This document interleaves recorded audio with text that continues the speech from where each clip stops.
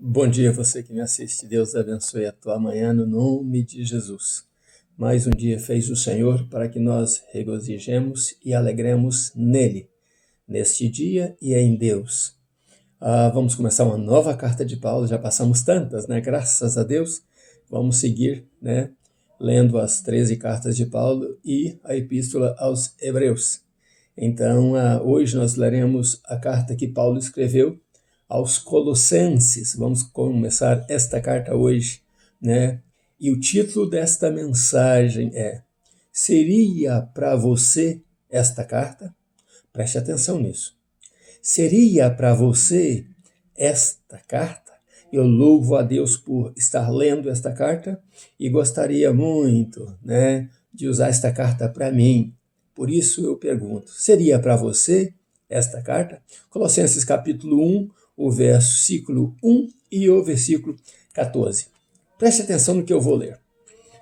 Paulo, apóstolo de Cristo Jesus, pela vontade de Deus, e o irmão Timóteo, né, o meu companheiro Timóteo, escrevemos. A quem nós escrevemos? Escrevemos aos santos e irmãos fiéis em Cristo, que estão em Colossos. Graça a vós e paz da parte de Deus, nosso Pai, e do Senhor Jesus Cristo. O versículo 14 diz assim: em quem temos a redenção pelo seu sangue, a saber, a remissão dos nossos pecados. Glória a Deus por isso. Então, nós vamos dividir esse primeiro capítulo em dois, possivelmente. Paulo, então, faz uma saudação, né? E eu disse no princípio, como eu gostaria que essa saudação fosse a mim. Como eu gostaria que fosse a você. Por isso eu perguntei, seria para você esta carta? Paulo, então, faz uma saudação diferente. Essa saudação ele fez também à igreja de Éfeso. Do mesmo jeito, ele faz aqui, né, aos crentes, né, aos irmãos de Colossos, aos irmãos colossenses. Ele diz o seguinte: eu saúdo, desejando a graça e a paz de Deus a vocês, os irmãos que são santos e fiéis que estão em Colossos. Se esta saudação é para os fiéis, se a graça que Paulo deseja tanto é para os santos e fiéis crentes daquela igreja, e para os infiéis? E para aqueles que não são fiéis? O que sobraria para eles? Por isso, numa igreja, se uma pessoa saudar assim: eu quero a graça de Deus e a paz de Deus, a paz de Jesus Cristo, o amor de Deus, quero que seja abundante no coração dos santos e fiéis desta igreja. Uma grande parte não receberia essa bênção, por ser infiel a Deus e infiel ao chamado de Deus. O infiel a uma vida santa diante de Deus. Mas Paulo separa isso exatamente. Por isso pergunto de novo: seria para você esta carta? Né? Como você se considera na igreja? E então, né, a igreja de Colossenses precisa ser conhecida como ela é. E o capítulo 1 fala como ela é. A igreja de Colossenses, porque nós vamos dividir em dois esse primeiro capítulo. Então vamos falar agora da igreja de Colossenses. A igreja de Colossenses era uma igreja de fé que amava a Deus e amava uns aos outros. Era uma igreja saturada pelo amor. Era uma igreja cheia, abundante em amor. E abundante em fé em Deus e em fé em Cristo Jesus. O amor ali podia se respirar no ar. O apóstolo Paulo fala sobre isso. Era uma igreja que tinha esperança firme na salvação e que acreditava nos frutos do evangelho. Era uma igreja que todos queriam falar do amor de Jesus, publicar o amor de Jesus. Uma vez eu preguei numa igreja aqui de um pastor amigo, eu congregava nela, e eu levei 12 pessoas no primeiro dia que eu preguei nessa igreja. E eu disse: irmãos, eu me sirvo de exemplo para vocês. Eu chamei pessoas para vir à igreja e quero continuar chamando pessoas para vir à igreja. A maneira das pessoas conhecerem o evangelho, se nós avançarmos, se nós formos atrás deles.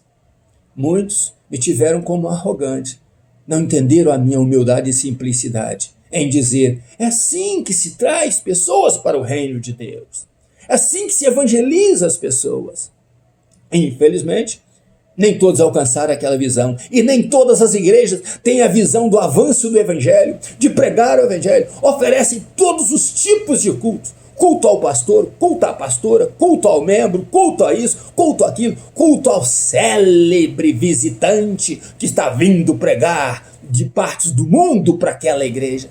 Mas não oferecem as almas para Jesus e não oferecem o evangelho transformador de Jesus para as pessoas.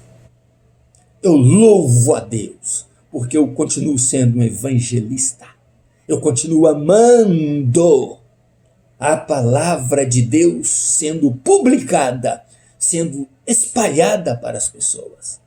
E para que o evangelho, onde chegar, possa transformar a vida. Então a igreja de Colossenses, dos Colossenses, era uma igreja que amava a salvação e acreditava na frutificação do evangelho. Era uma igreja consciente e informada que o evangelho estava não só ali, mas crescendo o mundo afora. Da forma que Epáfras falou para eles, receberam naquele primeiro dia o evangelho e acreditaram nisso. Eles acreditavam também na informação que recebia, que o evangelho estava mundo afora transformando vidas. Ontem eu falava para minha esposa que eu vi um sujeito lá que trabalhou uns dias para mim de servente de pedreiro na minha chácara. E esse sujeito morava no núcleo, ou mora ainda, no núcleo de Satanás, num local de macumbaria, de pemba, de coisas ruins. E então agora eu fiquei feliz de vê-lo com a esposa na igreja adorando a Deus. O evangelho é o poder de Deus para transformar vidas. E você e eu precisamos acreditar nisso. E a igreja de Colossos acreditava nisso aí, que onde o evangelho ia, ele produzia frutos. Era uma igreja que tinha um líder ministro de Cristo. Quantas igrejas não têm um líder de verdade, ministro de Cristo? Prega bem, fala bem, é conferencista, faz isso e faz aquilo, mas não é um verdadeiro ministro de Cristo, um pregador do evangelho, da graça de Deus para a salvação de todo aquele que crê, mundo afora, entre judeus e gregos, entre judeus e gentios. Este é o evangelho que deve ser pregado, e às vezes falhamos como ministros de Cristo. E a igreja então sofre. Mas ali tinha um ministro de Cristo, uma pessoa que pregou o evangelho, e eles receberam felizes. Epáfras foi esta pessoa que tanto cuidava da igreja quanto informava Paulo o que estava passando pela igreja. E Paulo diz: eu fico feliz de saber que vocês também nos amam. E foi Epáfras que disse isso para nós. Ele está aqui fazendo o que vocês não poderiam fazer. Ele está aqui me surtindo, cuidando de mim, me ajudando, me consolando. Que lindo é saber que a igreja caminha assim. Então esta era a igreja de Colossos, uma igreja que tinha um líder de verdade. Era um povo diferenciado, e o apóstolo Paulo fala assim: e por vocês, por um povo assim, nós oramos. E por que nós oramos por vocês? Para que vocês se tornem pleno em conhecimento, tenham a graça de Cristo em vocês, se enchem do Espírito e tenham o pleno conhecimento de Deus, sabendo qual é a vontade dEle. E cada dia vocês se tornem mais maduros em sabedoria, entendendo o mundo espiritual. É por isso que hoje a nudez entra na igreja, a macumbaria entra na igreja, o funk entra na igreja, as porcarias entram na igreja, porque está faltando gente para entender ali o mundo espiritual. Tem gente querendo falar línguas, querendo falar em mistérios, mas não fala português claro dentro da igreja, não fala um inglês claro dentro da igreja, não fala uma linguagem clara dentro da igreja para repreender aquilo que precisa ser repreendido e para viver uma vida santa diante do povo e diante de Deus. E o apóstolo Paulo fala exatamente isso. Nós oramos para que vocês amadureçam, para que vocês cresçam, para que vocês tenham frutos do Espírito Santo e para que vocês discernam o mundo espiritual, tanto a luz quanto o mundo das trevas. Nossa oração é para que vocês busquem agradar a Deus em toda a vossa maneira de viver. No teu trabalho, na tua casa, na rua, onde quer que você esteja, que você busque agradar a Deus em toda a vossa maneira de viver. Você não pode mentir como o mundo, você não pode pecar como o mundo, você não pode viver como o mundo vive, porque você é separado, você é santo e precisa ser fiel a Deus e fiel ao seu chamado. Assim é a palavra de Deus. O apóstolo Paulo diz: eu oro isso, para que vocês sejam cada dia mais separados para Deus e conheça Deus melhor a cada dia. Glória a Deus por isso. Oramos para que vocês sejam fortalecidos com o glorioso poder de Jesus Cristo. O poder transformador dele, o poder que faz vocês vencerem todas as batalhas. Oramos para que vocês sejam fortalecidos e não venham a temer em nenhuma circunstância, mas em todas as circunstâncias vocês estejam felizes diante do Senhor, diante deste mundo tenebroso, diante de qualquer problema que vier. Vocês têm o gozo e a paz de Cristo e têm uma postura de crente fiel e santo diante do mundo. E eu oro para que vocês sejam gratos a Deus. Gratos em quê? Por tê-los tirado do mundo, tirado das trevas e transportado vocês para o reino maravilhoso do Filho do seu amor, que é Jesus Cristo. Ele vos remiu, ele vos comprou com o sangue de Jesus. E ele tirou de todos vocês os vossos pecados e vos perdoou. Por isso que vocês devem ser gratos e ter uma vida santa diante deste Deus que os tirou das trevas para o reino do Filho do seu amor. Vivam uma vida santa, diz Paulo. Sejam fiéis a Deus, porque Deus vos transformou pelo poder do Evangelho e pelo poder do sangue de Jesus. Como eu gostaria que essa carta fosse para mim. E a pergunta é: seria para você esta carta? Que Deus abençoe você, que você seja esse santo fiel na igreja, dentro da igreja, fora da igreja, na tua família, onde quer que você esteja. Que a graça de Deus esteja na tua vida.